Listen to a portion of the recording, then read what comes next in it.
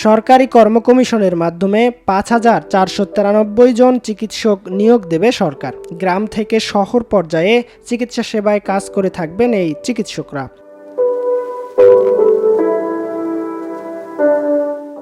মঙ্গলবার প্রধান উপদেষ্টা ডক্টর মোহাম্মদ ইউনূসের সভাপতিত্বে উপদেষ্টা পরিষদের সভায় এ সিদ্ধান্ত গ্রহণ করা হয়।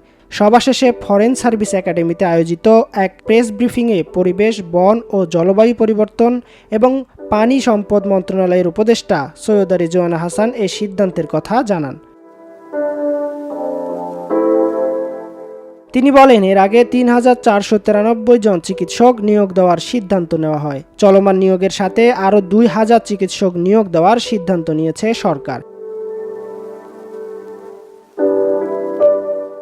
এর মূল উদ্দেশ্য হল গ্রামাঞ্চলের মানুষের কাছে চিকিৎসা সুবিধার জন্য যেন পর্যাপ্ত চিকিৎসক নিশ্চিত করা যায়। এ পর্যন্ত উপদেষ্টা পরিষদে ১৩৫টি সিদ্ধান্ত হয়েছে।